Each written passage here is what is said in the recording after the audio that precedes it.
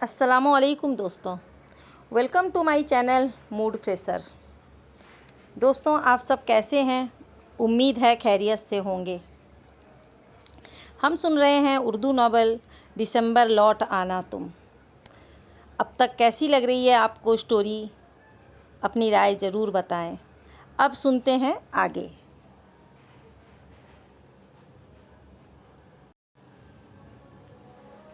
तुम कहीं जा रही हो पूजा? आयत ने पूजा से पूछा। वो रोते हुए अपना सामान पैक कर रही थी। वो जवाबन कुछ नहीं बोली और बैग में अपने कपड़े रखने लगी। प्लीज़ बताओ पूजा, तुम कहाँ जा रही हो? उसने पूजा को बाजुओं से पकड़ा। मैं अपने मुल्क जा रही हूँ, हमेशा हमेशा के लिए। वो पूजा का चेहरा देख कर रह गई।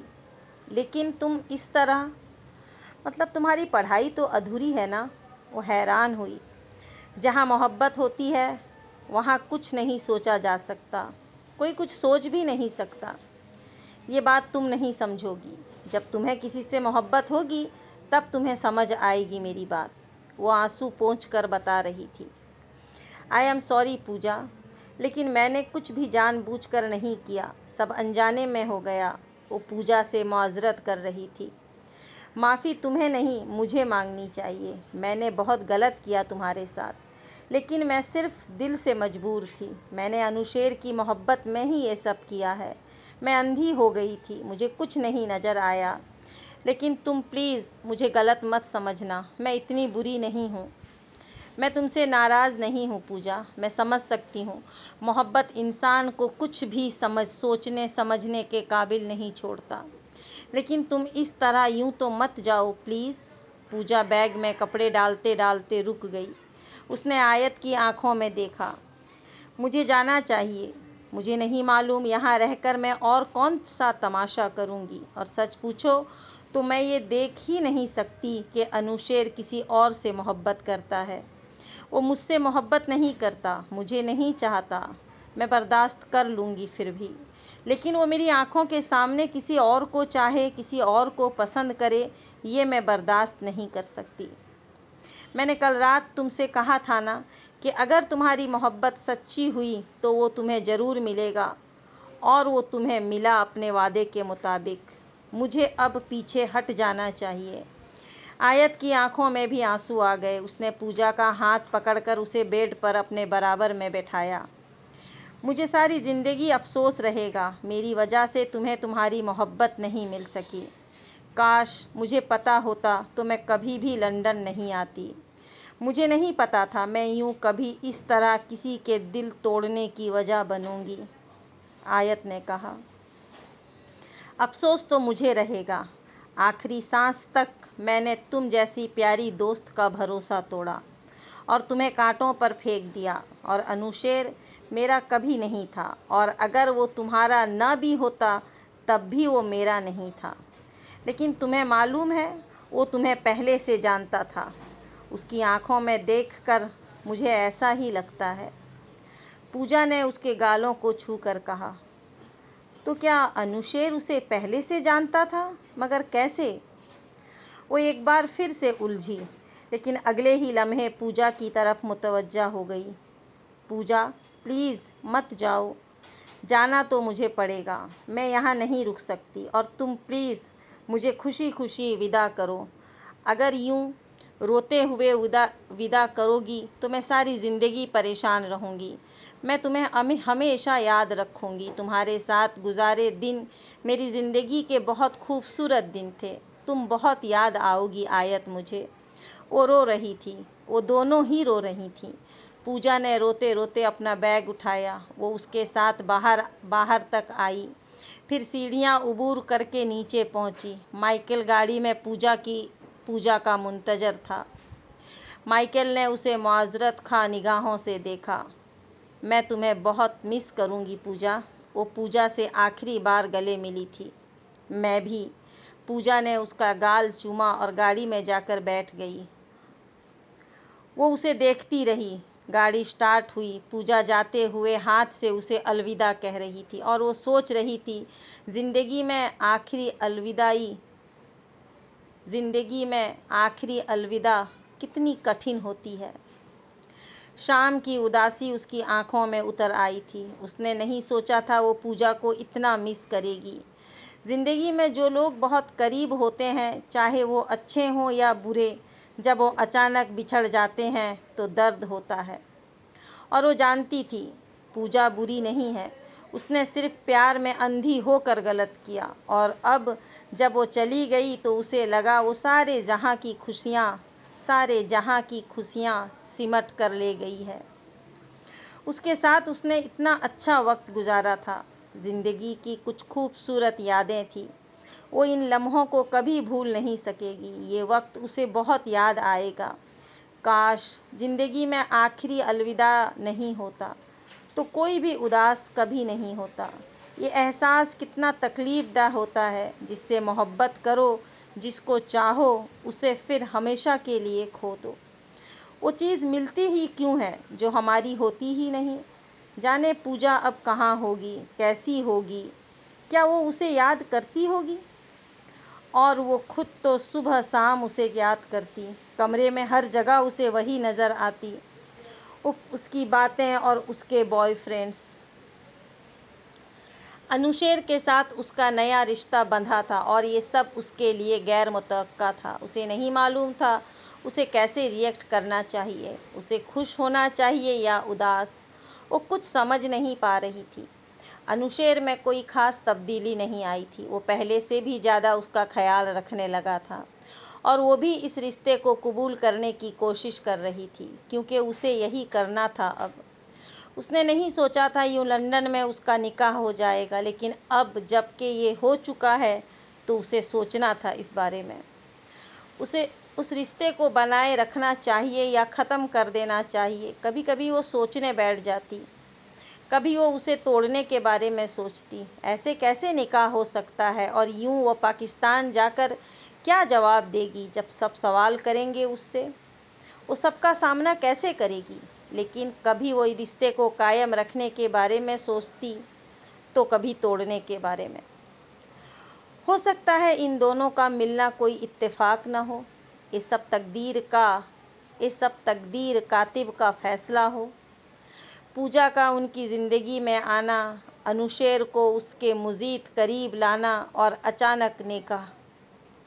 इस नॉवेल का हीरो जो उसे बहुत पसंद था, वो जानती थी अनुशेर उससे ज़्यादा खूबसूरत है और वो उससे ज़्यादा अच्छा भी है। क्या उसे उसके ख्वाबों का शहज़ादा मिल गया? क्या वो अनुशेर था? क्या उससे अनुशेर जितनी मोहब्बत कोई और कर सकता है? कभी नहीं। दिल ने जवाब दिया, उस जैसा शख्स इस दुनिया में है ही नहीं। दुनिया में दूसरा ऐसा इंसान नहीं है जो उससे इतनी मोहब्बत करे। वो शख्स साए की तरह हमेशा उसके साथ था। उसने कई बार अपनी जान हथेली पर रख कर उसकी ज़िंदगी बचाई।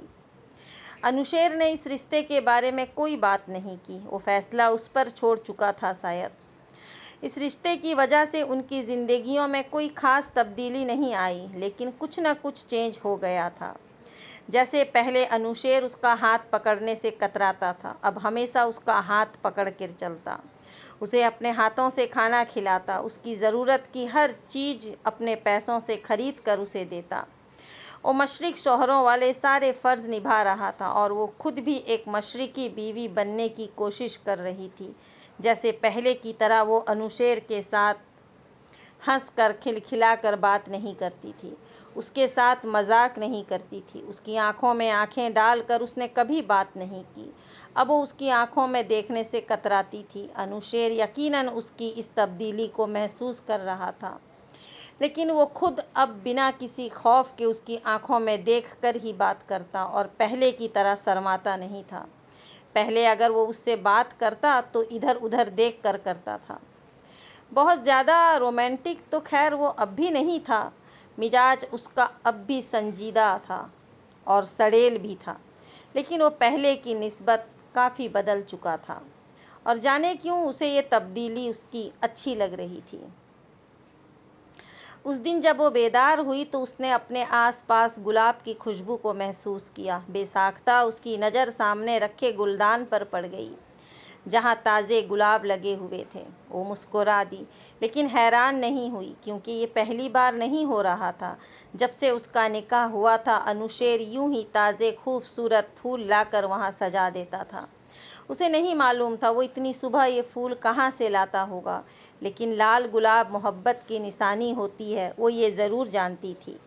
वो इस निकाह को कबूल कर चुका है और उससे खुश है, ये वो समझ रही थी, लेकिन वो खुद अभी भी उलझन में थी उस रिश्ते को लेकर। कंबल हटाकर वो वॉशरूम में गई। मुंह हाथ धोने के बाद वो अपने लिए नाश्ता बनाने चली गई और काउंटर पर पड़ा बड़ा सा शॉपर देख कर भी वो नहीं चौंकी और मुस्कुरा दी। फिर उसे याद आया, अनुशेर रोजाना उसके लिए रेडीमेड नाश्ता लाता था। वो शॉपर उठाकर बाहर आई और सोच में पड़ गई, उसे इस सब के बदले क्या करना चाहिए। मोहब्बत का जवाब मोहब्बत से देना चाहिए शायद। नाश्ते के बाद वो नहाकर तैयार हुई। एग्ज़ाम्स में कुछ ही दिन बाकी थे और वो मुकम्मल तैयारी कर रही थी। वो शाम तक कमरे में घुसी रही। इस दौरान अनुशेर ने कई मैसेज भी किए जिनमें वो उससे मिलने की दरख्वास्त कर रहा था, लेकिन उसने माजरत करके बता दिया वो अभी पढ़ रही है और इम्तिहानात के दिनों में वो अपनी मसरूफियात कम करना चाहती है। शाम के वक्त वो यूं ही यूनिवर्सिटी से बाहर निकल आई। मौसम काफ़ी खुशगवार था। वो सड़क पर चहलकदमी करती रही। पार्क यहाँ से ज़्यादा दूर नहीं था, इसलिए उसने पार्क जाने का फ़ैसला किया। 10 मिनट बाद वो पार्क के अंदर थी। इस वक्त पार्क में लोग ज़्यादा न थे। वो आसपास देखती आगे बढ़ रही थी, लेकिन सामने बेंच पर बैठी इस उदास बच्ची ने उसे अपनी तरफ मुतवज्जा किया। वो खूबसूरत 9-10 साल की बच्ची, जिसने गुलाबी रंग की फ्रॉक पहनी हुई थी, हथेली ठोड़ी तले दिए काफ़ी उदास नजर आई उसे। वो अपने कदम रोक नहीं सकी। एक बेअख्तियार सी कैफियत उसके कदम आगे बढ़ने लगे। वो इस बच्ची के पास आई और उसके साथ ही बैठ गई। वो उसकी तरफ मुतवज्जा नहीं हुई। हाय, व्हाट्स योर नेम? उसने बच्ची से पूछा। वो बच्ची पहली बार उसकी तरफ मुतवज्जा हुई। उसकी आंखों में एक उलझन पैदा हो गया। गुड़िया? वो बड़ी मासूमियत से बोली। वो कुछ लम्हे उसे देखती रही। वो हैरान हुई। वो लड़की उसे पाकिस्तानी लगी। तुम उर्दू बोल सकती हो? हाँ। तुम्हारा असल नाम क्या है? अर्शा, लेकिन प्यार से मुझे सब गुड़िया कहते हैं। यहाँ क्या कर रही हो? बच्चों को देख रही हूँ। उसने सामने बच्चों की तरफ इशारा किया। तुम्हारा घर कहाँ है? आयत सवाल करती जा रही थी। मेरा घर नहीं है। आयत चौंकी। तुम्हारे अम्मी अब्बू बहन भाई कोई नहीं है? उस बच्ची ने आयत की तरफ देखा और सर नफ़ी में हिला दिया। कहाँ गए? उसकी जुबान से फिसला। मर गए। अब्बू ने सबको मार दिया। आयत ने होंठ काट लिए। उसे अब इस बच्ची की आंखों में आंसू नजर आए। क्यों? मुझे नहीं पता। और तुम्हें नहीं मारा उन्होंने? मैं टेबल के नीचे छुप गई थी, फिर नाना के घर चली गई। नाना मुझे लेकर लंदन नानी के पास आए, वो उदासी से बता रही थी। और तुम्हारे नाना नानी कहाँ हैं इस वक्त? सुबह मैं नानी के साथ मार्केट आई थी। वो जब राशन लेने लगी तो मैं इधर उधर खिलौने देख रही थी। फिर मुझे नहीं पता, मैं बहुत आगे निकल आई और रास्ता खो दिया। नानी ने मुझे बहुत ढूंढा होगा और मैं पार्क में चली आई और अभी तक यहीं बैठी हूँ। वो जूं जूं बता रही थी, आयत को हैरत में मुब्तला कर रही थी। क्या तुम्हें अपने नाना नानी के घर का एड्रेस मालूम है?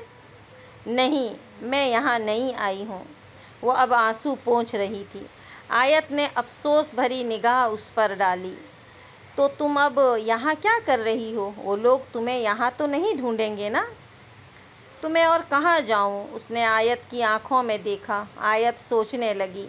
तुम मेरे साथ चलो, मैं तुम्हें अपने घर ले जाऊंगी और फिर तुम्हारे नाना नानी किसी न्यूज़पेपर पर इश्तिहार ज़रूर देंगे, तब मैं तुम्हें वहीं पहुंचा दूंगी।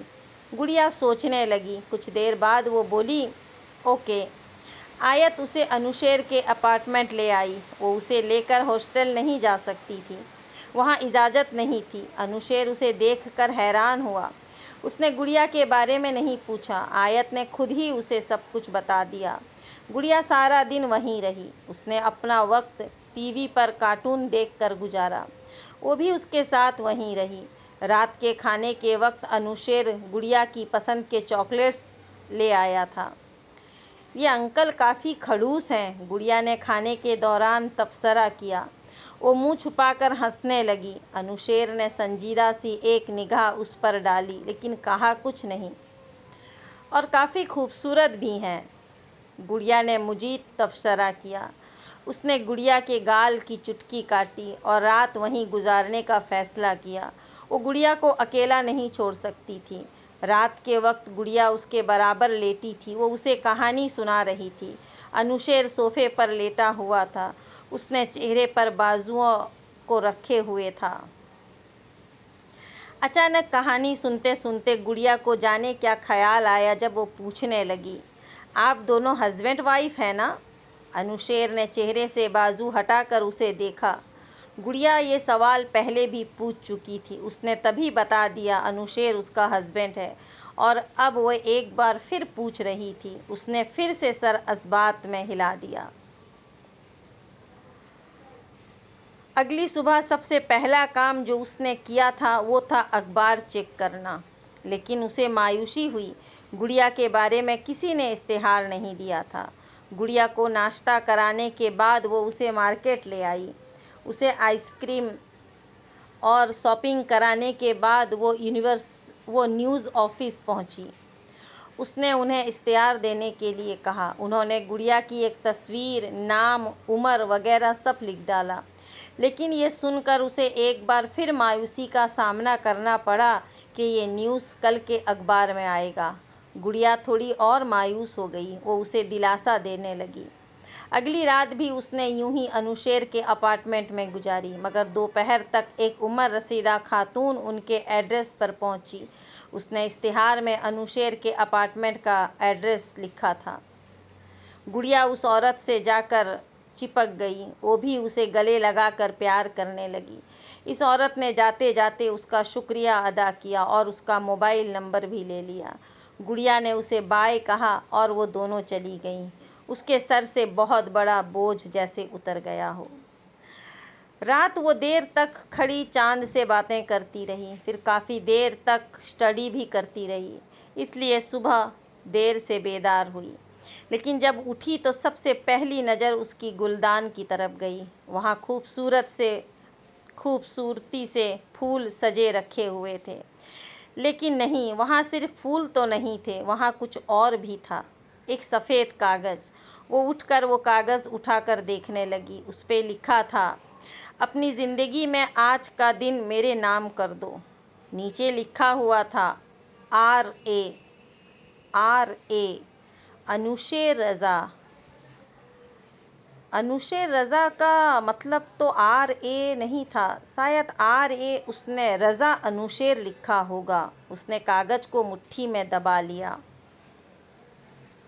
उफ, कल को मेरा पेपर है और ये जनाब। उसने मसनूई गुस्सा किया और मुस्कुरा दी। SMS पे उसे ओके लिखा। उसने आधे घंटे बाद आने को कहा। वो तब तक नाश्ता करके तैयार हुई। आज उसने दिल से मेकअप किया था। स्याह अनारकली फ्रॉक और हमरंग कढ़ाई वाला खूबसूरत दुपट्टा। उसने बाल भी माथे पर खूबसूरत से थोड़ा आगे किए थे। हल्की सी लाल लिपस्टिक भी लगाई। 1 घंटे बाद अनुशेर की बाइक ने हॉर्न बजाई। उसने खिड़की से नीचे झांका। वो उसका मुंतजिर था। वो दौड़कर नीचे आई और नीचे आने से पहले कमरे को लॉक करना नहीं भूली थी। अनुशेर हमेशा से भी ज़्यादा खूबसूरत लग रहा था। वो सीढ़ियों से उतरते रुक गई और कई लम्हे उसे देखती रही। अनुशेर बाइक स्टार्ट कर चुका था। वो बाइक पर उसके पीछे बैठ गई। यूनिवर्सिटी के अहाते से निकलकर उसने बाइक की रफ्तार बढ़ा दी। वो जानती थी वो बाइक की स्पीड क्यों बढ़ा रहा है। लाशऊरी तौर पर वो ये चाहता था कि वो डर कर उसके सीने पर हाथ रखकर उसे काबू करे। आज फिर लंदन के आसमान ने बादलों को दावत दे रखी थी। काले काले बादल आसमान के रंग को छुपाए हुए थे। अनुशेर ने सबसे पहले बाइक एलिजाबेथ टावर के सामने रोक दी। वो यहाँ दूसरी बार आई थी। पहली बार भी अनुशेर उसे लेकर यहाँ आया था और आज भी वो उसके साथ आई थी। पहले दिन वो उसके लिए अजनबी था और आज वो उसका शौहर था। कितनी जल्दी रिश्ते बदल गए। वो मुस्कुराते हुए बाइक से उतरी। उफ, लंदन का वो एलिजाबेथ टावर। उसकी लंबाई 96 मीटर 315 फीट थी। उसके चारों तरफ घड़ियां लगे हुए थे जो वक्त बताते। उसे याद था वो पहली बार नेट पे इस टावर से मुतारिफ हुई और तभी से ये टावर आंखों के सामने देखने का इश्तियाक पैदा हुआ था उसे। वैसे तो पूरा लंदन खूबसूरत था, लेकिन एलिजाबेथ टावर की तो बात ही कुछ अलग थी। अनुशेर उसका हाथ पकड़कर उसे आगे ले आया। वो मोबाइल निकालकर तस्वीरें बनाने लगी। आज अनुशेर भी उसके साथ तस्वीरें बनवा रहा था। 15 मिनट तक वहाँ की सैर के बाद अनुशेर उसे एक आइसक्रीम पार्लर ले आया। वो वहाँ बैठकर आइसक्रीम खाते रहे। अनुशेर का आज भी रोज़ा नहीं था। वो बिना झिझक हंसकर उससे बातें कर रहा था। उसके मोती जैसे खूबसूरत दांत चमकने लगे। उसकी मुस्कुराहट बहुत खूबसूरत है, उसने आज ही दरियाफ्त किया। पहले तो आप हमेशा संजीदा रहते थे, कभी नहीं मुस्कुराए, अब क्यों इतना मुस्कुराते हैं? वो बेअख्तियार दिल में मौजूद सवाल जुबान पर ले आई। क्योंकि पहले आप मेरे लिए नामहरम थीं, अब आप मेरी बीवी हैं। उफ, मशरिक, मर्द और मशरिक के वसूल। उसने पहली बार उसे बीवी बुलाया था और वो निगाहें झुका गई। वो उसकी इस मशरिकी अदा से बेहद महफूज हुआ था। फिर वो उसे लेकर एक खूबसूरत झील के किनारे ले आया। वो इस झील को देखकर ही हैरान रह गई। इतना खूबसूरत झील शायद वो पहली बार देख रही थी। पहाड़ पर से गिरता खूबसूरत आबशार और चारों तरफ सब्जा, खूबसूरत दरख्त, कुदरती फूल। कितना खूबसूरत था वो सब कुछ, जैसे ज़मीन पर जन्नत का कोई टुकड़ा हो। उसने अनुशेर से शिकवा किया, वो उसे यहाँ पहले क्यों नहीं लेकर आया। इसलिए क्योंकि मैं यहाँ आपको किसी खास मौके पर लेकर आना चाहता था, उसने जवाबन कहा। वो दोनों वहीं इस झील के किनारे बैठ गए। अनुशेर ने उसका हाथ पकड़कर अपने हाथों में ले लिया। वो दोनों वहीं इस खूबसूरत किनारे पर बैठकर बर्गर खाने लगे जो वो साथ लेकर आए थे। अनुशेर उसे अपने हाथों से बर्गर खिला रहा था। इस वक्त आयत की धड़कन अजीब अंदाज में धड़कने लगी। ये कौन सा एहसास था? जो भी था बहुत ही खूब था। पहाड़ों के ऊपर उड़ते वो खूबसूरत रंग बिरंगे परिंदे, फूलों पर बैठी वो खूबसूरत तितलियां, सब कितना खूबसूरत था।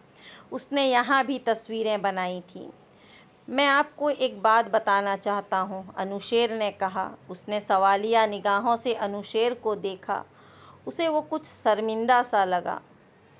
अभी नहीं, आपके एग्ज़ाम्स के बाद, अनुशेर ने उसके हाथ पर अपना हाथ रखकर कहा। अनुशेर के याद दिलाने पर उसे याद आया, कल तो उसका पहला पेपर है और वो यहाँ बैठी एंजॉय कर रही थी। आप मुझे यहाँ ले आए, अगर मैं फेल हो गई तो? आप मेरी वजह से कभी फेल नहीं होंगी। इनफैक्ट मैं आपको फेल होने नहीं दूंगा, उस बात की आपको मैं गारंटी देता हूँ।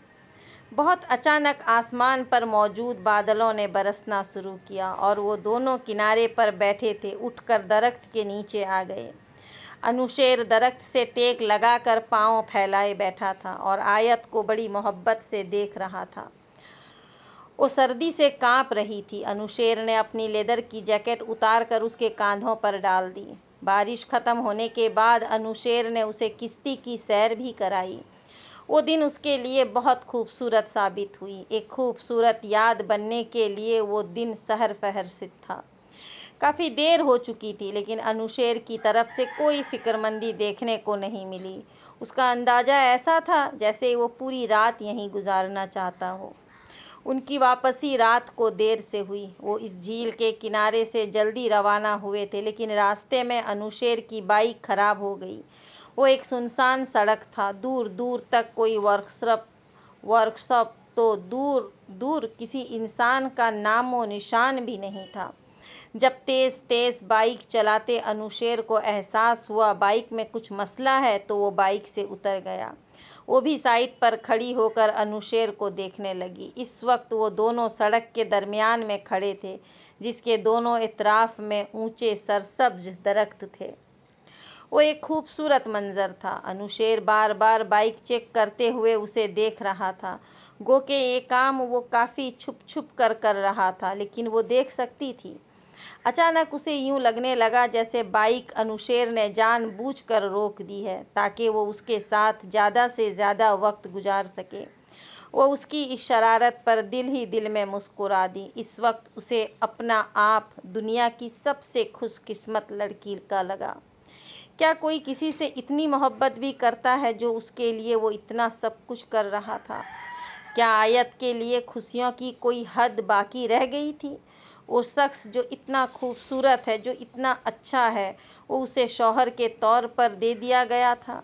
उसे अपने आप पर रश्क आया और यही वो लम्हा था जब उसने फैसला किया वो इस रिश्ते को निभाएगी आखिरी सांस तक। अनुशेर ने 1 घंटे बाद बाइक स्टार्ट की, जैसे उसमें कोई बहुत बड़ी प्रॉब्लम थी, और वो उसकी चालाकी को समझ लेने के बावजूद खामोश ही रही। अनुशेर उसे अपने अपार्टमेंट ले आया था। वो वहीं बैठ गई जबकि अनुशेर होटल से खाना लेने चला गया। वो तब तक मैगजीन उठाकर देखने लगी। अनुशेर की वापसी 10 मिनट बाद हुई। वो जाकर डाइनिंग टेबल पर बैठ गई। अनुशेर ने खुद ही खाना लगाया। वो कहीं से देसी पाकिस्तानी खाना ढूंढ कर लाया था। इतने अरसे बाद पाकिस्तानी खाना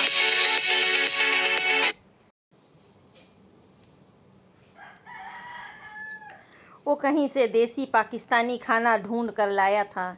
इतने अरसे बाद पाकिस्तानी खाना खाकर उसे पाकिस्तान ही याद आ गया। वो खाना काफ़ी मज़ेदार था। खाने के दौरान भी अनुशेर उससे बातें करता रहा। जब वो खाने से फारिग हुए तो उसने टाइम देखा, 10:30 बज रहे थे। उसने हॉस्टल वापस जाने को कहा तो अनुशेर ने बेअख्तियार कहा, मत जाओ प्लीज़। इस वक्त अनुशेर की आंखों में एक इल्तिजा थी। वो इनकार नहीं कर सकी। सोने के लिए वो उसी कमरे में लेटी। अनुशेर सोफे पर लेट गया। उसे बहुत बुरा लगा। उसकी वजह से अनुशेर को इतनी तकलीफ उठानी पड़ी और उनके निकाह को 1 महीना हो रहा था। अनुशेर ने एक बार भी उसके ऊपर अपना हक नहीं जताया था, लेकिन अब आयत को खुद ही बुरा लग रहा था। वो उसकी थी और उसे खुद ही हर अख्तियार दे चुकी थी, तो अब कैसी दूरी। इस रिश्ते को कबूल करने में कोई मसला नहीं था। वो अनुशेर के पास चली गई और उसका हाथ पकड़कर उसे सोफे से उठाया। वो भी मुस्कुराता हुआ खड़ा हो गया। वो उसे बेड पर ले आई। बेअख्तियार सी कैफियत में उसने अपना सर अनुशेर के सीने पर रख दिया। उसके सीने पर सर रख के वो उसकी धड़कन को अच्छी तरह सुन सकती थी। वो पहली बार ही अनुशेर के इतनी करीब थी। वो खूबसूरत शख्स उसका था। ये एहसास बहुत ही खूबसूरत लगा उसे। फिर वो उसके वजूद में खो सी गई। फ्रेश होने के बाद अनुशेर ने नाश्ता बनाया। वो दोनों साथ मिलकर नाश्ता करने लगे। नाश्ते के बाद उसने यूनिवर्सिटी जाने का फैसला किया। आज उसके एग्ज़ाम शुरू हो चुके थे। अनुशेर कपड़े चेंज करने वॉशरूम चला गया। उसने जाते वक्त अपनी शर्ट बाहर ही उतार दी। वो अनुशेर के अलमारी के पास आई। उसने अलमारी खोलकर ब्लू रंग की शर्ट निकाली। ये शर्ट उसने पहले भी कई बार अनुशेर को पहने देखा था। ये उसका पसंदीदा कलर था। वो शर्ट उसने सामने बेड पर रख दिया और वो शर्ट जो वो अभी निकाल कर गया था उसे उठाकर अलमारी में रखने का सोचा। शर्ट उठाकर वो जूं ही थोड़ा आगे बढ़ी, शर्ट की जेब से कुछ निकलकर नीचे गिर गया। उसके चलते कदम रुक गए। फर्श पे अनुशेर की आईडी कार्ड नजर आई। उसने झुककर वो कार्ड उठाया। उस पे अनुशेर की तस्वीर लगी हुई थी। आईडी कार्ड में भी वो काफ़ी पुरकशिश लग रहा था। वो उससे निगाहें नहीं हटा सकी। तस्वीर से नज़र हटी तो नाम पे नज़र पड़ी। एक बिच्छू था जिसने उसे डंक मारा। उसने आँखों को बेयकीनी से मसल कर एक बार फिर नाम को देखा। उसकी आँखों के सामने ज़मीन व आसमान घूमने लगे। उसके कान साएं साएं करने लगे। शर्ट उसके हाथ से छूटकर नीचे गिर गई। उसके अंदर कुछ टूटा था। कहीं वो दिल तो नहीं था? उसका जिस्म हरकत करना भूल गया। दिमाग में आंधियां सी चलने लगी। वो सांस लेना भी भूल चुकी थी। उसके जिस्म से जान निकलती जा रही थी। धोखा, इतना बड़ा धोखा। उस शख्स ने उसे मुंह के बल गिराया था और ऐसे गिराया कि वो दोबारा जिंदगी में कभी खड़े होने के काबिल नहीं रही थी। उसे सब कुछ खत्म होता दिखाई दिया। सब कुछ भाप बनकर हवाओं में उड़ रहा था। उसकी जिंदगी के ये 10 महीने मुकम्मल तौर पर आतिश की जद में थे। सब कुछ आंखों के सामने तहलील होता जा रहा था। वो खुद भी कुछ लम्हों बाद तहलील हो जाती, जैसे पानी में नजर आने वाला बुलबुला। उसे कहीं से कह कह सुनाई दिए। कोई हंस रहा था उस पर, और हंसने वाली दीवारें थी, खिड़की थी, पेंटिंग्स, बेड, सोफा। कमरे में मौजूद एक एक चीज के दांत निकल आए थे जैसे। सभी उसकी हिमाकत पर हंस रहे थे। वो अब किस किस से कहेगी कि वो चेहरों को शनाख्त करने की सलाहियत रखती है। उसने अपने गालों पर नमी को महसूस किया। वो वहीं खड़े खड़े जम चुकी थी, बर्फ बन चुकी थी। वो जानती थी जब ये बर्फ पिघलेगा तो तूफान आएगा। उसकी आंखों ने इस शख्स को बाहर निकलते देखा। फिर उसकी नज़र उस लड़की के हाथ में मौजूद आई कार्ड पर पड़ी। बेअख्तियार उसने अपने होंठ काट लिए। और वो शख्स कौन था? वो तो उसे पहली बार देख रही थी। वो तस्वीर उसी शख्स की थी, मगर वो था कौन? इतना बड़ा धोखा। बर्फ पिघल चुकी थी। वो हवासों में लौट आई, लेकिन कब? जब सब कुछ खत्म हो चुका था।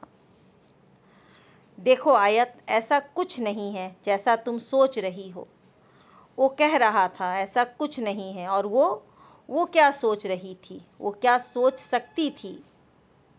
सुन होते जहन के साथ। अब क्या बचा था सोचने के लिए? सब कुछ तो वाज़ेह था। तो दोस्तों, आपको भी झटका लगा जिस तरह मुझे झटका लगा?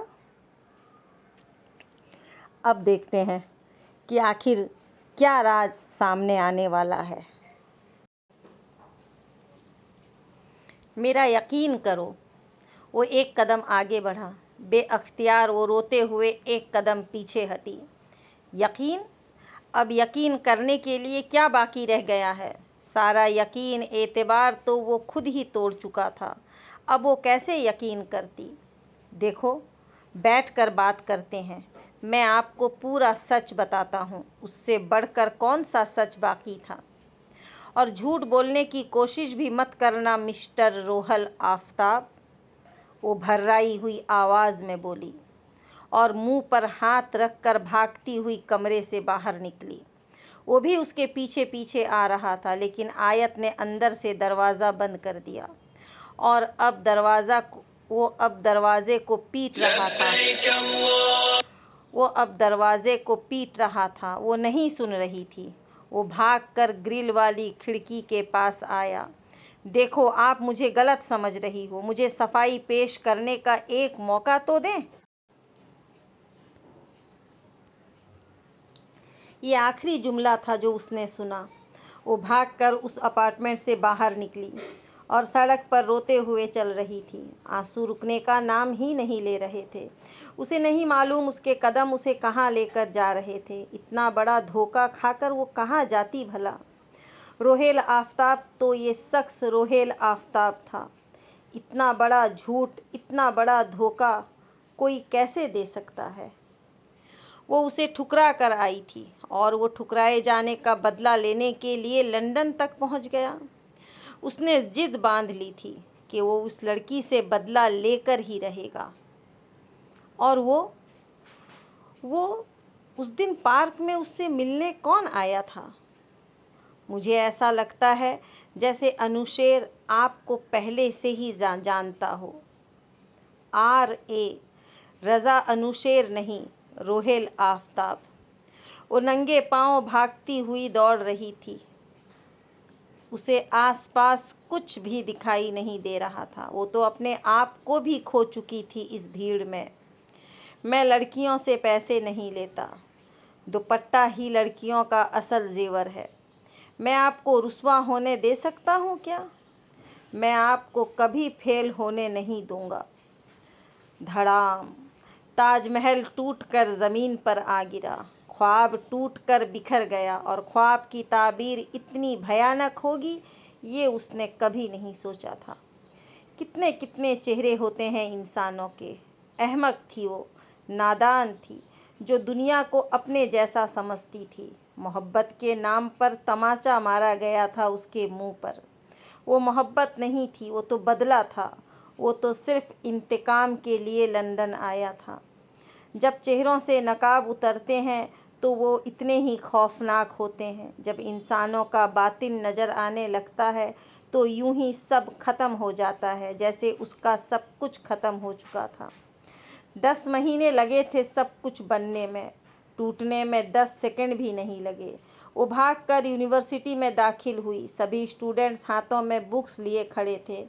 अब क्या बाकी था? अब तो कुछ भी नहीं बचा था। वो आंसू बहाती भागकर अपने कमरे तक पहुंची। गुस्सा, दुख, पछतावा, क्या क्या नहीं था इस वक्त उसके चेहरे पर। उसने बेड के नीचे से वो बैग निकाला और रोते हुए जाकर अलमारी खोली। वो उसमें अब एक एक चीज़ रख रही थी। धुंधली आंखों से वो अपना सब कुछ इस बैग में पैक करती जा रही थी। क्यों? क्यों? आखिर क्यों? उसके साथ ही ऐसा क्यों हुआ? उसे ही इतना बड़ा धोखा क्यों मिला था? उसका तो दिल खून के आंसू रो रहा था। आज तो मातम का दिन था, सब कुछ खत्म हो गया था। बैग पैक करके उसने एक नज़र मुड़कर इस कमरे को भी नहीं देखा जिसमें वो 10 महीने से रह रही थी। भागती हुई वो सीढ़ियाँ उतरी, आंसू नहीं रुक रहे थे। इस रफ्तार से वो तमाम स्टूडेंट्स के सामने भागती यूनिवर्सिटी के गेट तक आई। सभी आज इस पाकिस्तानी लड़की की बेबसी का तमाशा देख रहे थे। उसने टैक्सी को हाथ के इशारे से रोका और टैक्सी में बैठकर एक आखिरी बार इस ऊंची इमारत को देखा जो उसे रास नहीं आई थी। उसे तो लंदन भी रास नहीं आई थी। सब कुछ छोड़ते उसे एक लम्हे के लिए भी ख्याल नहीं आया कि आज उसका पेपर था। उसने ये भी नहीं सोचा लंदन में पढ़ना, यहाँ की डिग्री हासिल करना उसकी ज़िंदगी का सबसे बड़ा ख्वाब था, सबसे बड़ी ख्वाहिश थी, और आज वो सब कुछ अपने कदमों तले रोंद रही थी। टैक्सी में बैठे बैठे उसके कानों में पूजा के अल्फाज गूंजे थे, जहाँ मोहब्बत होती है वहाँ कुछ और नहीं सोचा जा सकता, कोई कुछ सोच भी नहीं सकता। ये बात तुम नहीं समझोगी, जब तुम्हें किसी से मोहब्बत होगी तब तुम्हें समझ आएगी। मोहब्बत। उसने दुपट्टे से आंसू पोंछने की कोशिश की, तो क्या वो उससे मोहब्बत करती थी? सिर्फ तकलीफ इसलिए हो रही थी कि उस शख्स ने उसकी मोहब्बत की तौहीन की। वो इस धोखे से ज़्यादा मोहब्बत की तौहीन बर्दाश्त नहीं कर सकी। उसने इमरजेंसी अपनी टिकट बुक करवाई और एयरपोर्ट पे चली आई। उसके आंसू नए सिरे से शुरू होने लगे। उसे वो स्याह फाम लड़की याद आई जो उस दिन उसे लेने यहाँ आई थी। तब वो खुश थी, और आज? तब लंदन को वो अपनी मुट्ठी में महसूस कर रही थी, और आज सब कुछ उसकी मुट्ठी से निकल चुका था। कितना मुख्तसर वक्फा था जिंदगी से मौत का। वो हंसते हुए आई थी और रोते हुए जा रही थी। वो कुछ पाने के लिए आई थी और अपना सब कुछ खोकर जा रही थी। पूरा एयरपोर्ट वहीं खड़ा था, सारे अंग्रेज वहीं मौजूद थे, हर मंजर वहीं था, सब कुछ वैसा था, लेकिन उन सब में वो एक शख्स कहीं भी नहीं था। वो दिल के इस खेल में अपना सब कुछ हार कर जा रही थी। वो जहाज में आकर बैठ गई। उसने खिड़की से एक आखिरी बार लंदन की सरजमीन को देखा, अपने ख्वाबों के शहर को देखा, मगर सब कुछ उसे रेत की तरह उड़ता दिखाई दे रहा था। लंदन कह रहा था, हमने तुम्हें आज़ाद कर दिया, अब जाओ या जहाँ जाती हो तुम। और वो सब कुछ खत्म हो जाने के बाद अब कहाँ जाती भला? लंदन, मैंने तुमसे वादा लिया था कि मुझसे मेरा कुछ मत छीनना, फिर भी तुमने मुझे धोखा दे दिया। तुमने मुझसे मेरा सब कुछ छीन लिया। मैं फिर कभी नहीं आऊंगी तेरी सरजमीन पर। उसने खिड़की से बाहर देखते हुए सोचा, वो तो पाकिस्तान जा रही है, लेकिन अपना दिल इंग्लैंड के सबसे बड़े शहर के एयरपोर्ट पर छोड़कर जा रही थी। वक्त की सुई रुक जाओ, थम जाओ। इतनी जल्दी भी क्या है? मैं खुद को जहां छोड़कर जा रही हूं, वो मोड़ तो बहुत पीछे छूट रहा है। बेएतबार शख्स था, सो वार कर गया, लेकिन मेरे शऊर को बेदार कर गया।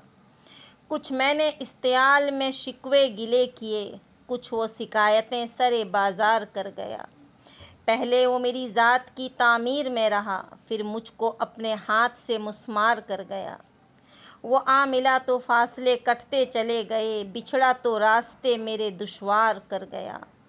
बिछड़ा कुछ इस अदा से कि रुत ही बदल गई, एक शख्स सारे शहर को वीरान कर गया। वो कमरे के अंदर बंद था और यूं तड़प रहा था जैसे बिन पानी के मछली। आयत इस तरह कैसे कर सकती है उसके साथ? उसने सफाई पेश करने का एक मौका भी नहीं दिया। यूं कोई किसी को सजा सुनाता है क्या? वो दरवाजे को तोड़ने की कोशिश कर रहा था ताकि उसे जाकर समझाए, उसे बताए वो गलत नहीं है, और आज तो उसका पेपर है, कहीं वो पेपर ही गलत न कर बैठे। उसकी कुछ समझ में नहीं आ रहा था कि वो क्या करे। फिर वो ग्रिल वाली खिड़कियों के पास आया। उसने ग्रिल को तोड़ने की कोशिश की, मगर वो ऐसा नहीं कर सका। वो काफ़ी मजबूत लोहे का ग्रिल था। उसका इज़्तिराब बढ़ता जा रहा था। फिर वो दरवाजे के पास आया और दरवाजे को ज़ोर ज़ोर से लातें मारने लगा। दरवाज़ा लकड़ी का था, शायद टूट जाता। वो आधे घंटे तक मुसलसल कोशिश करता रहा और इस कोशिश में कामयाब हुआ। दरवाज़ा बाहर से खुल गया। वो भागकर कमरे से बाहर आया। उसने बाइक की चाबी उठाई, नीचे आकर बाइक स्टार्ट की और सीधा यूनिवर्सिटी पहुंचा। हॉल में स्टूडेंट्स पेपर दे रहे थे। वो भी उन्हीं स्टूडेंट्स के बीच कहीं बैठी होगी, उसने सोचा। फिर वो इंतज़ार करने के लिए उसके कमरे में आया। वहाँ उसने हर चीज़ को इधर उधर बिखरा देखा। धड़कते दिल के साथ उसने कपड़ों वाली अलमारी खोली। उसे धचका लगा, अलमारी खाली थी। उसकी छठी हिस्स ने उसे इशारा किया। वो भागकर गेट तक आया और उसने वहाँ बैठे चौकीदार से उस पाकिस्तानी लड़की के बारे में पूछा। चौकीदार ने बताया वो बैग लेकर किसी टैक्सी में बैठी। उसने बेसाख्ता अपना सर थाम लिया। मुहावरतन नहीं, हकीकतन में उसके पांव तले से ज़मीन निकल गई। तो क्या वो चली गई सब कुछ छोड़कर, इस तरह अपना एग्ज़ाम्स भी? वो बाइक लेकर एयरपोर्ट पहुंचा और उसने आसमान पर उड़ते उस जहाज़ को देखा जिसमें उसकी ज़िंदगी थी। 2 आंसू उसके गालों पर आए। इतना बड़ा जुल्म तो नहीं करना चाहिए था तुम्हें, इतनी बड़ी सज़ा तो मत देती मुझे। तुमने तो मुझे हकीकत में मुजरिम बना दिया। मेरी वजह से तुम अपने एग्ज़ाम्स, अपना कैरियर, सब कुछ छोड़कर चली गई, और मुझे भी। अब मैं खुद को कैसे माफ़ करूँगा? तुम्हें रुकना चाहिए था, कम से कम मुझे इतनी मोहलत तो देती कि मैं अपनी सफाई पेश करता। उसने होंठ भींच लिए। अंधेरा था, हर तरफ अंधेरा था। उसे कुछ भी दिखाई नहीं दे रहा था। वही लंदन, वही सड़कें, वही सब कुछ, बस वो लड़की कहीं नहीं थी। वो तो चली गई वापस, और साथ उसकी सांसें भी ले गई। देखा ना तूने मुड़ के भी पीछे, कुछ देर तो मैं रुका था। जब दिल ने तुझको रोकना चाहा, दूर तो तू जा चुका था। What a pleasant surprise ये तुम ही हो ना आयत? उर्वा मुस्कुराते हुए उसके गले लगी थी। वो उर्वा अपी के गले लगकर सिसक पड़ी। वक्ती तौर पर उर्वा को यही लगा कि वो इतनी लंबी जुदाई के बाद पाकिस्तान आई है, शायद इसीलिए रो रही है। लेकिन वो आंसू कुछ और थे, किसी और के लिए थे। अम्मी, देखें तो ज़रा कौन आया है। उर्वा ने वहीं से अम्मारा बेगम को आवाज़ दी और मुस्कुराकर आयत के गाल छूने लगी। अरे कौन आया है भई? तुम? आयत को देखकर उनकी बात अधूरी रह गई। वो खुशगवार हैरत के साथ आकर आयत के गले लगी। तो कैसा रहा तुम्हारी लंदन का सफ़र? रात के खाने के वक्त अब्बू ने उससे पूछा था। वो सब आयत की तरफ मुतवज्जा हो गए। चम्मच छूटकर प्लेट में जा गिरा। कैसा था वो सोचने लगी। वो मेरी ज़िंदगी का सबसे बुरा सफ़र था। मैंने अपना सब कुछ खो दिया। वो कह नहीं सकी, मुंह से निकला तो बस अच्छा। लेकिन तुम तो 1 साल के लिए गई थी ना, फिर इतनी जल्दी तुम्हारे एग्ज़ाम्स ख़त्म हो गए? अम्मारा बेगम को याद आया। मैंने एग्ज़ाम्स नहीं दिए। सब ने एक दूसरे की तरफ देखा। एग्ज़ाम्स नहीं दिए? लेकिन क्यों? आयत ने भरपूर हैरत से पूछा। बस मेरा दिल नहीं किया। आवाज़ जैसे किसी खाई से आई थी। उर्वा और अम्मारा बेगम हैरान हुईं। दिल नहीं चाहा? क्या सिर्फ इसलिए? लेकिन आयत तुम? उनके अब्बू ने उनकी बात काट दी। अच्छा किया आ गई। मैं भी यही चाहता था कि तुम वापस आ जाओ। उन्हें कोई फ़र्क नहीं पड़ा था। बेटी के 10 महीने ज़ाया हो गए। उर्वा अभी भी उलझी हुई थी। खाने के बाद जब वो सोने के लिए लेटी थी, तभी उर्वा ने उससे पूछा, सच सच बताओ, क्या बात है आयत? वो निगाहें चुरा गई। कुछ नहीं आपी, बताया तो है, बस दिल नहीं लगा। उसने टालने की कोशिश की। नहीं आयत, तुम सिर्फ इसलिए तो एग्ज़ाम्स नहीं छोड़ सकती थी। लंदन जाना तुम्हारा सबसे बड़ा ख्वाब था। बताओ क्या बात है? मैं नहीं बता सकती। वो नाखून खरोंचने लगी। मतलब कोई बात है ज़रूर। उर्वा ने उसकी आंखों में देखा था। हाँ, लेकिन अभी मैं नहीं बता सकती। मुझे कुछ वक्त लगेगा। वो कंबल ओढ़ने लगी। उर्वा ने मुजीद बहस नहीं की। वो पाकिस्तान आ चुकी थी। अपने ख्वाबों के शहर को वहीं इंग्लैंड में छोड़कर सब कुछ ख़त्म करके आई थी। गुज़रा लम्हा ख्वाब लगता उसे। वो सब कुछ अब सिर्फ यादें ही बन के रह गई थी। लेकिन वो यादें इतनी तकलीफ़दा होंगे कि उसने नहीं सोचा था। वो तो इस 1 साल को अपनी ज़िंदगी का सबसे खूबसूरत साल बनाना चाहती थी और अच्छी अच्छी यादें लेकर लौटना चाहती थी। लेकिन तकदीर ने उसे मोहलत ही कहाँ दी। अनुशेर के साथ गुज़रा हुआ हर लम्हा उसकी आंखों के सामने था, एक फ़िल्म की तरह। वो हर चीज़ भुला देना चाहती थी, लेकिन कुछ भी भुला नहीं पा रही थी। वो खुद को वहीं पर छोड़ आई थी, उसी लंदन में। वो अब भी वहीं थी, उस सड़क पे, उस कैंटीन में, उस झील के किनारे, एलिज़ाबेथ टावर के पास तस्वीरें बनाते हुए। सब कुछ तो वहीं रह गया था, जैसे ये कल की बात हो, जैसे वो सब कुछ कल ही हुआ हो। क्या तकदीर इतनी जालिम और शफ़ाक़ है? उसके मुस्कुराते चेहरे से लम्हे भर में मुस्कुराहट छीन ली और वो मासूम सा दिखने वाला शख्स दिल में इतनी बड़ी साजिश लिए हुए था।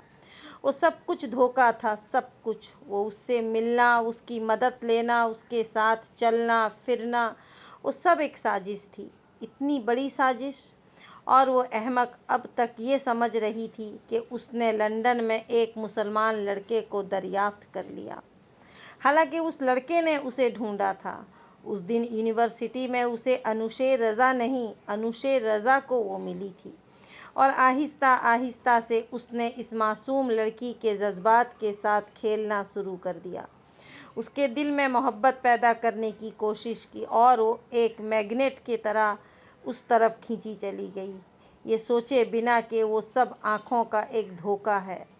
जैसे जैसे मछली पकड़ने के लिए जाल फेंका जाता है और उस जाल में कुछ खाने की चीज़ें होती हैं मछलियों के लिए, अनुशे रज़ा ने भी तो वही किया था।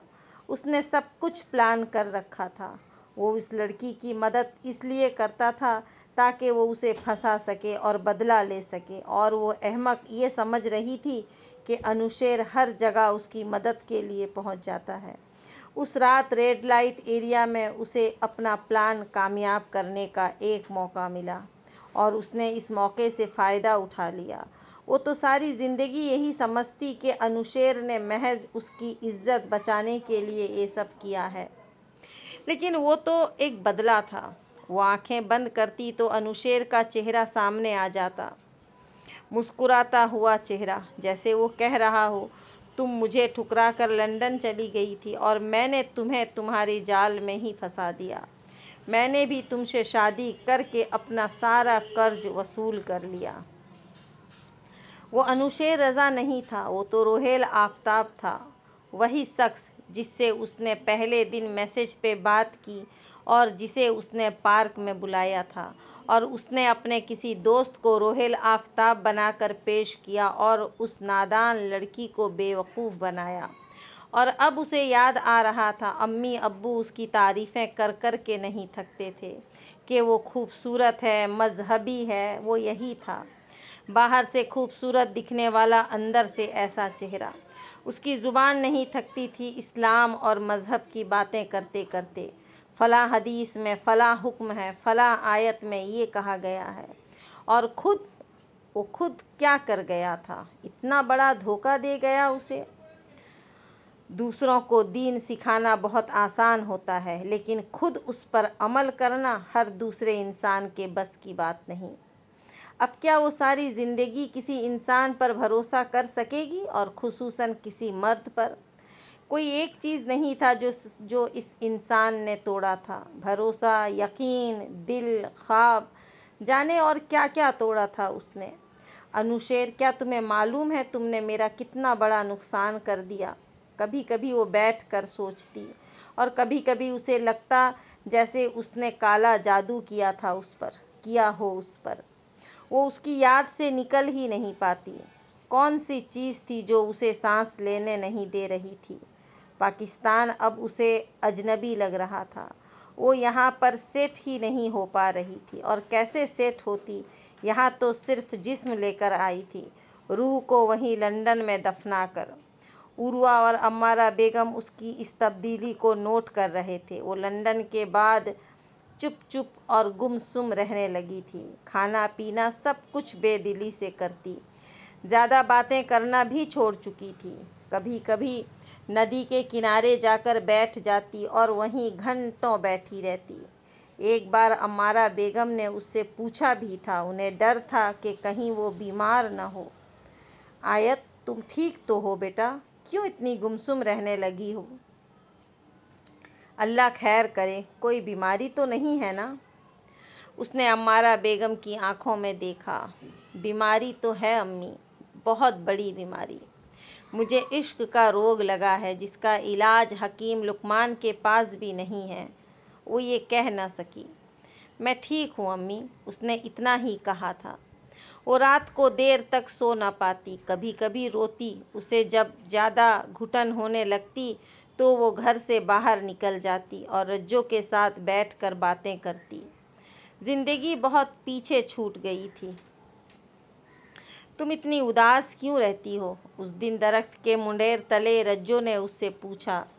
नहीं तो, मैं तो उदास नहीं हूँ, उसने झूठ बोला। तुम झूठ बोल रही हो, क्योंकि तुम्हारी आंखें कुछ और ही कह रही हैं। रज्जो ने उसकी आंखों में देखा। बाज़ दफ़ा आंखें भी झूठ बोलती हैं। उसने निगाहें चुराई और सामने देखने लगी। तू मान ना मान, आपको आज लंदन की में एपिसोड तेरे कैसी साथ लगी? कुछ न अपनी कुछ राय तो कमेंट हुआ करके है। जरूर इन बताएं। अंग्रेज़ों ने तुझसे तेरी हंसी फिर मिलते छीन हैं ली। एक नई एपिसोड के अंग्रेज़ों ने साथ। नहीं, तब तक के लिए अल्लाह हाफिज। मुसलमान ने। वो कहना चाहती थी लेकिन खामोश रही। वो फुल देहाती माहौल था, जहाँ इस वक्त खेतों में काम करती औरतें नजर आईं, बच्चे खेलते नजर आए। उसे याद आया, लंदन जाने से पहले वो यहीं बैठी थी और उदास थी क्योंकि अम्मी उसे लंदन जाने की इजाज़त नहीं दे रही थी। तब उसे सब कुछ उदास लगा था, और आज भी वो इसी दरख्त तले बैठी उदास थी। आज भी उसे सब कुछ उदास लगा। चलो कुल्फ़ी खाते हैं, रज्जो ने सामने कुल्फ़ी वाले को देखकर कहा, जिस पे बच्चे मक्खियों की तरह मंडला रहे थे। वो बेदिली से रज्जो के साथ चलती हुई कुल्फ़ी वाले के पास आई। रज्जो ने 2 कुल्फ़ियाँ खरीदी।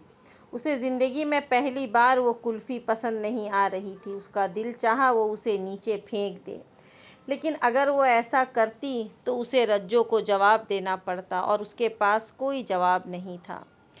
कुल्फ़ी खाने के बाद रज्जो को वो चूड़ियों वाला नज़र आ गया। चूड़ियों की रेढ़ी हो और रज्जो चूड़ियाँ ना खरीदे, ये तो नामुमकिन था। वो भागकर वहाँ गई और चूड़ियाँ देखने लगी। तुम नहीं लोगी चूड़ियाँ? उसे इधर उधर देखते रज्जो ने पूछा। नहीं। वो सरसब्ज खेतों को देखने लगी। क्यों? तुम्हें तो पसंद है ना चूड़ियाँ? कभी कभी पसंद की चीज़ों से भी नफ़रत होने लगती है, उसने उदासी से सोचा। ज़रूरी तो नहीं जो चीज़ मुझे कभी पसंद हो वो हमेशा पसंद रहे। वक्त के साथ साथ इंसान की सोच और पसंद बदल जाती है, उसने कुछ तल्खी से कहा। तुम लंदन जाकर बिल्कुल बदल गई हो, रज्जो ने कंधे उचकाकर तबसरा किया। वो हैरान नहीं हुई, ये उसने बहुत बार सुना था और बहुत बार उसे सुनना भी था। रज्जो ने चूड़ियाँ खरीदी और वो उसके साथ साथ चलने लगी। अचानक कुछ याद आने पर वो ठिठक कर रुक गई। रज्जो, तुम्हें याद है लंदन जाने से पहले हम यहीं आए थे, हमने कुछ चूड़ियाँ खरीदी थी। हाँ तो? रज्जो अपनी चूड़ियों से खेलने लगी। तो क्या उस दिन यहाँ कोई और भी आया था, मतलब कोई अजनबी शख्स जिसने चूड़ियाँ खरीदी हो, जो हमारे गांव का न था? मतलब तुमने देखा है किसी को? रज्जो मुंह खोले उसे देख रही थी। फिर उसने जोरदार चीख लगाई। हाय रब्बा, मैं तो भूल ही गई। उस दिन तुम्हारे जाने के बाद मैं घास के लिए जब वापस खेतों में आई तो क्या देखती हूँ, एक खूबसूरत गबरू नौजवान चूड़ियाँ खरीद रहा था, एकदम फिल्मी हीरो जैसा। कितना खूबसूरत था वो, तुम्हें क्या बताऊँ, ऐसा शख्स मैंने ज़िंदगी में कभी नहीं देखा। वो जिसके लिए चूड़ियाँ ले रहा था, मुझे उस पर बहुत रश्क आया। वो कितनी खुशकिस्मत होगी। रज्जो बात को कुछ ज़्यादा ही खींच रही थी। उसने रज्जो को टोक दिया। तुम बताओ वो दिखता कैसा था, मतलब उसका अंदाज, उसके कपड़े कैसे थे? उसने शक भरी अंदाज में पूछा। दराज कद था, फिट बॉडी। उसने आँखों पे काला ऐनक लगाया हुआ था। उसके होंठ खूबसूरत गुलाबी थे। उसकी दाढ़ी मूछें नहीं थी, बस हल्की सी दाढ़ी थी। हाथ पे घड़ी बंधी थी। क्या बताऊं वो कितना खूबसूरत था। सच पूछो, वो जिसके लिए भी चूड़ियाँ, रज्जो चमक कर बोले जा रही थी, लेकिन उससे मुजीब सुना नहीं गया। इसमें ज़रा बराबर भी शक नहीं था कि वो अनुशेर के अलावा कोई और हो सकता है। रज्जो ने जो नक्शा, जो शख्सियत बताई थी, वो अनुशेर की ही थी। वो यहीं था, पाकिस्तान में, उसके इतने पास। उसे नए सिरे से सब कुछ याद आने लगा। रज्जो से रुखसती लेकर वो इसी जगह पर आई, उसी नदी के पास, उसी दरख्त तले जहाँ से उसे चूड़ियाँ फेंकी गई थी। उस दिन उसे इस सवाल का जवाब नहीं मिला, लेकिन आज उसे जवाब मिल गया था। उसे वो तहरीर याद आई जिस पे लिखा था, पागल लड़की, लाल रंग के कपड़ों के साथ पीली चूड़ियाँ कोई नहीं पहनता। उसके ज़ख्म ताज़ा हो गए। लेकिन एक सवाल, उस दिन वो चूड़ियाँ किस तरफ से फेंकी गई थी, क्योंकि उसने चारों तरफ देखा, कोई नहीं था। उसे किसी कोयल के गाने की आवाज़ आई। बेसाख्ता उसका सर ऊपर की तरफ उठ गया जहाँ दरख्त था, और उसे सारे जवाब मिल गए। वो उस दिन दरख्त के ऊपर बैठा था। उफ, वो उसे इतने करीब से देख रहा था, और उसने जब वो चूड़ियाँ नदी में बहा दी थी तो क्या उसने वो भी देखा था?